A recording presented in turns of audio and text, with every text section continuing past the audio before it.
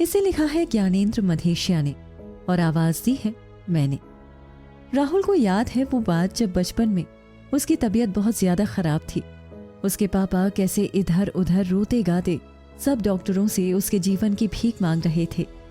उसके बाद तो उसने कसम खा ली थी कि पापा जो कहेंगे वो वही करेगा।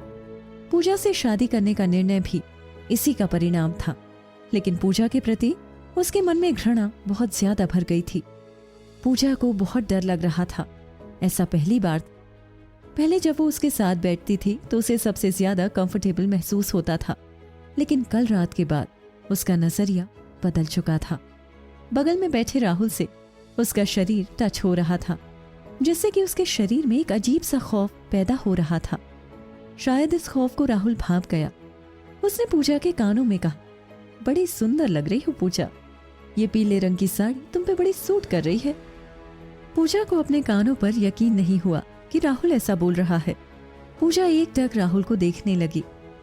ऐसे क्या देख रही हो, सच में कह रहा हूँ, राहुल ने आंख मारते हुए कहा। मन तो कर रहा है लेकिन ट्रेन है, फिर भी क्या कर सकता हूँ। रास्ते भर राहुल पूजा को छेड़ते हुए जा रहा था, जैसे कि वो उसका पति नहीं बल्कि आशिक हो। पूजा को लगा जैसे राहुल को अपनी गलती का एहसास हो गया है, लेकिन राहुल ने माफी भी तो नहीं मांगी। पूजा ने कहा, राहुल तुम मुझसे गुस्सा तो नहीं हो ना। राहुल, गुस्सा किस बात का गुस्सा, अरे कल वाली बात पे। सॉरी पूजा उसके लिए, मुझे नहीं पता क्या हो गया था, मुझे माफ कर दो प्लीज। पूजा रोकते हुए बोली, माफी मत मांगो राहुल, जरूर मुझसे ही कोई भूल हो गई होगी, वरना हमारी दोस्ती तो बचपन की है। आज तक हमेशा ही तुमने मुझे अच्छे से बात की है। हाँ, एक रात अगर गुस्सा हो गए तो क्या हो गया। पूजा ने उसको गिल्ट फील ना हो इसीलिए उसको अपनी बातों में उलझाना चाहा। राहुल ने पूजा की बाहों पे उन निशानों को देखा जो उसने रात में दिया था। तब तक रात के 12 बज चुके थे। अगल बगल की बर्थ पे सभी लोग सो चुके थे। पूजा भी बैठे बैठे ही सो चुकी थी, लेकिन राहुल की आंखों में नींद नहीं थी। वो अपनी पॉकेट से रुचि की तस्वीर निकालकर उसे देखने लगा। वो यादें फिर से ताजा होने लगी। रुचि से इतने सालों से प्यार करता था वो, और आज किसी और से शादी, यही सब उसके दिमाग में घूम रहा था।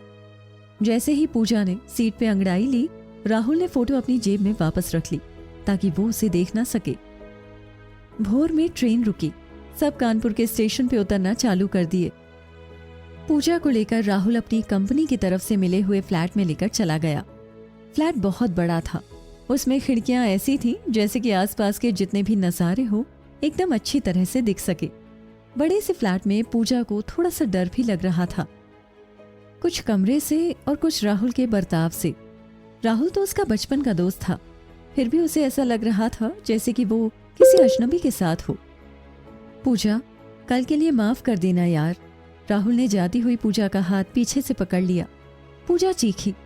राहुल ने तुरंत हाथ छोड़ दिया। क्या हुआ? राहुल ने पूछा। कुछ नहीं, इतना कहकर वो चुप हो गई। मैं बाहर से खाना लेकर आता हूँ, तुम फ्रेश हो जाओ, रूम भी देख लो। पास में ही बाबा का ढाबा भी था। ढाबे वाला समझ गया कि कोई नई जोड़ी आई है, उसने तुरंत उनके लिए खाना पैक कर दिया। He falls down again and the rest of the tubes pop. अभी वो रास्ते में ही था, तब तक करण का फोन आ गया। हाँ करण बोल। इस समय फोन क्यों किया? राहुल ने कहा। भाई घर पे फोन किया था तो आंटी ने बताया तुम कानपुर चले गए हो, बगैर मुझसे मिले। एक बार बता दिए होते मुझे। यार माफ कर देना, तेरी शादी में आ नहीं पाया, असल में मैं बाहर गया था, करण ने कहा। ठीक है यार, कोई बात नहीं, not a big deal, Rahul ने कहा। लेकिन एक दुख हुआ यार, जब मैंने तुझे सब बताया था वो लड़की तेरे लायक नहीं है, तो तूने उससे शादी क्यों की? अरे उसे ने रुचि को भड़काया था और देख आज उसने तुझसे शादी करके ही दम लिया। करण अपनी जिज्ञासा शांत करना चाहता था, उल्टे प्रश्नों को पूछकर। राहुल छोड़ यार, जाने दे।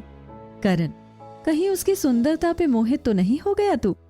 भाई लड़की एक नशा होती है, उसका इस्तेमाल बस रात को ही करना अच्छा रहता है, लेकिन वो भी संभल कर। और रुचि को इतनी आसानी से भूल सकता है क्या तू? अरे अभी भी तेरे सामने पूरी जिंदगी पड़ी है, करण ने कहा। तुम कहना क्या चाहते हो? राहुल ने कहा। अभी तुझे बहुत कुछ बताना है उसके बारे में, जल्द ही मिल रहा हूँ कानपुर में तुझसे। करण मन ही मन बहुत खुश हो रहा था। साली उसकी खैर नहीं, रात रात को भी उसका चांटा गूंज उठता है मेरे दिमाग में। उसके पति से ही उसकी बुरी हालत करवाऊंगा। राहुल तब तक रूम में पहुंच गया था। अंदर पूजा प्रिया से फोन पर बात कर रही थी। किससे बात हो रही है? राहुल ने पूजा से पूछा। प्रिया से। उसका फोन अभी अभी आया, तुम्हारे मोबाइल पे तो मैंने उठा लिया। पूजा बोली। दी जरा जीजू को फोन दो ना। प्रिया बोली। रुको दे रही हूँ, पूजा ने कहा। हाँ प्रिया कैसी हो? मम्मी पापा कैसे हैं? राहुल के इतना बोलते ही प्रिया की जबान मशीन की तरह कचकच चलने लगी। जीजू पहले तो आप मेरी दी को लेके चले गए और ऊपर से मेरा हालचाल पूछने के बजाय आप सभी का हालचाल पूछ रहे हो। It's very bad. राहुल कितना बोलती हो तुम। एक तुम हो और एक तुम्हारी दी है जो जल्दी बोलती ही नहीं। अच्छा ऐसी बात है। आप मेरी दी को परेशान तो नहीं करते ना? जब वो परेशान होती है तो किसी से बात नहीं करती, खुद में खो जाती है। कभी कभी तो मुझसे भी नहीं। वैसे आपको तो पता ही है मैं कम परेशान करती हूँ उनको, प्रिया ने कहा। तुम्हारी दी ने कुछ कहा था क्या तुमसे? राहुल ने प्रिया से पूछा। पूजा ये सब सुन रही थी दूर खड़ी होकर, लेकिन कुछ बोली नहीं। बस उसने राहुल की ओर देखते हुए ना में सर हिलाया। नहीं जीजू, कुछ बात होती है तो वो बताती थोड़ी है। अगर कोई बात होती तो मैं आपकी अच्छी तरह से खबर भी तो ले लेती ना। फिर से खिलखिलाते हुए प्रिया की ये आवाज पूजा के कानों में पड़ी। पूजा डर रही थी कि राहुल को कहीं गुस्सा ना आ जाए। राहुल की ओर मासूमियत के साथ देखकर पूजा ने अपनी गर्दन नीचे कर ली। राहुल ने कहा, अरे नहीं प्रिया, ऐसा कुछ नहीं हुआ। वैसे मुझे आपसे बात करनी थी। दी का कुछ सामान छूट गया है। जब आप आइएगा तो मैं आपको दे दूंगी और मुझे भी दी के पास ले चलिएगा। ले चलेंगे ना? अपनी बात मनवाने के ढंग में प्रिया ने ऑर्डर दिया। अच्छा मेरी माँ, ले चलेंगे, राहुल ने कहा। ठीक है, बाय जीजू, मेरे प्यारे जीजू। फोन कटने के बाद राहुल पूजा की ओर बढ़ रहा था। पूजा ने कहा कि फोन उसने नहीं किया। पता नहीं क्यों अभी तक वो जाग रही थी। घर में अकेली है ना, इसीलिए उसने फोन किया। राहुल ने कहा, मैंने कुछ पूछा क्या तुमसे? ये खाना पास के ढाबे से लाया हूँ, इसे लगा दो। पूजा ने डाइनिंग टेबल पे खाना लगा दिया। राहुल हाथ मुंह धोकर बाहर आया, तब तक पूजा टेबल के पास खड़ी थी। बैठो, तुम खड़ी क्यों हो? राहुल ने कहा। पूजा ने कहा, पहले तुम खा लो, मैं बाद में खा लूंगी। राहुल, आज खाने का मूड नहीं है, कुछ और करने का मूड बन रहा है। मतलब? पूजा ने पूछा। अब तुम्हें हर बात का मतलब बताना पड़ेगा क्या? अरे पति हूं तुम्हारा, कुछ तो करूंगा ना, राहुल ने हंसते हुए कहा। पूजा कुछ बोली नहीं। ऐसे क्यों देख रही हो? कुछ गलत कहा क्या मैंने? राहुल ने पूछा। पूजा फिर भी चुप रही। अपना ध्यान जानबूझकर खिड़की के बाहर जो पक्षियों के घोंसले लगे थे उसकी ओर देखने लगी, जो दिखाई नहीं दे रहे थे क्योंकि दिन होने में अभी समय था। वैसे सुबह होने में 2 घंटे बचे हैं, तब तक जाकर आराम कर लो, ऑफिस तो कल से ही जाना होगा। जिस तरह रात और दिन कभी एक नहीं हो पाते लेकिन एक दूसरे से जुड़े रहते हैं, वैसे ही था राहुल और पूजा का रिश्ता। इसके बाद क्या हुआ जानेंगे आगे पॉकेट एफएम पर। मैं हूं नेहा आपके साथ। कहानी चल रही है निशब्द, प्यार की एक खामोशी।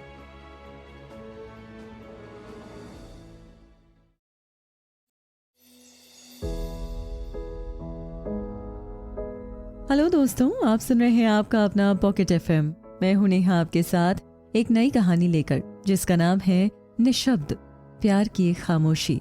इसे लिखा है ज्ञानेंद्र मधेशिया ने और आवाज दी है मैंने। चलिए इसे आगे बढ़ाते हैं। बचपन में राहुल पूजा को हर न्यू ईयर के दिन सुंदर सुंदर कार्ड देता था। पूजा भी राहुल को कार्ड भेजती थी, लेकिन खरीद कर नहीं, वो उसे खुद अपने हाथों से बनाती थी।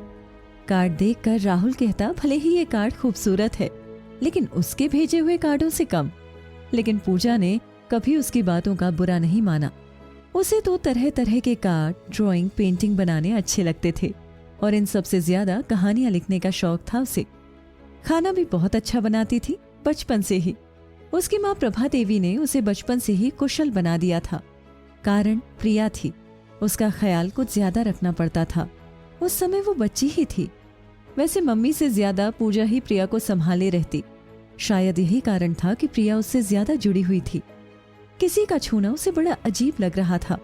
ऐसे लगा जैसे कुछ उसके शरीर पर रेंग रहा हो। तभी पूजा की आंख खुली। राहुल उसके बहुत ज्यादा नजदीक था और उसके हाथों पे दवा लगा रहा था। पूजा ने कहा, ये क्या कर रहे हो? राहुल, देख नहीं रही हो, दवा लगा रहा हूं, मैं लगा लूंगी। पूजा ने उठते हुए कहा, अरे लेटो, अभी सुबह नहीं हुई। राहुल ने उसे रोकते हुए कहा, नहीं, मुझे नहाना है, मैं इसी समय उठती हूँ।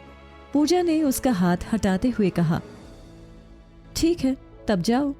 राहुल ने गुस्से से कहा।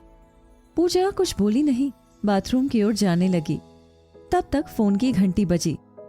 हेलो, हाँ माँ, इतनी सुबह फोन? राहुल ने पूछा। अरे मैं अपने बेटे से बात भी नहीं कर सकती क्या? राहुल की माँ ने कहा। अरे नहीं माँ, ऐसा कुछ नहीं है, अभी थोड़ी देर पहले ही पहुंचे हैं। राहुल ने सर खुजाते हुए कहा। मेरी बेटी ठीक है ना, बात कराओ उससे। राहुल को माँ ने कहा। अभी नहाने गई है, आ रही है तो बात करा रहा हूँ। राहुल ने कहा। आते ही नहाने की क्या जरूरत थी, अभी थोड़ा आराम कर लेती। कुछ समझाया कर उसे और ध्यान रखना उसका, अभी बच्ची ही है वो, ठीक है ना? राहुल की माँ ने समझाते हुए कहा।